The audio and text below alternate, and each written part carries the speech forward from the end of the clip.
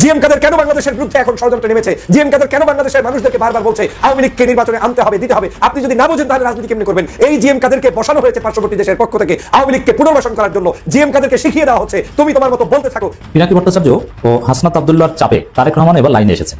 অবাক হচ্ছেন? হ্যাঁ, এটাই সত্য। দর্শক, আর মাত্র দুদিন ধৈর্য ধরলেই কল্পনাতীত যা ঘটবে বাংলাদেশে, কুপঘাত হবে শত্রু। তিনি এই প্রথম তার জীবদ্দশায় এমন কাজ করতে বাধ্য হয়েছেন যে পিনাকি হাসনাতরা নড়াচড়া না দিলে এই কাজ তিনি করতেন না।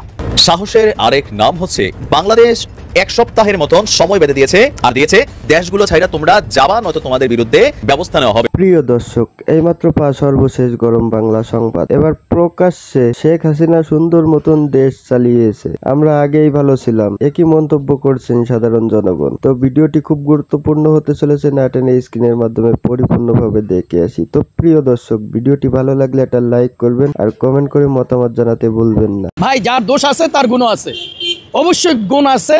শেখ হাসিনা সুন্দরভাবে দেশ চালাইছে, আমরা অতীতে দেখছি। আমি কোনো আওয়ামী লীগের নেতা না, আমি কোনো আওয়ামী লীগ পদবী কোনো নেতা না, আমি যেটা নিরপেক্ষভাবে দেখছি। অবশ্যই আমরা বাপদাদা থেকে শুনেছি, ইতিহাস রিসার্চ করেছি, অবশ্যই আওয়ামী লীগ জনগণের গণতন্ত্রের পক্ষে কাজ করছে। আমার মতো আমরাও বিভিন্নখানে বিভিন্ন কথাবার্তা বলতাম যে আমরা আগেই ভালো ছিলাম, যেহেতু আমরা সন্ধ্যার পরে ঘরতে বাড়িতে এখন ভয় লাগতেছে। আর যারা বর্তমান উপদেষ্টা, আসলে একটা দেশ চালাতে গেলে বর্তমান আমাদের বাংলাদেশের কালচারে একটা রাজনীতি লাগে, তার রাজনীতি কোনো নেতা না।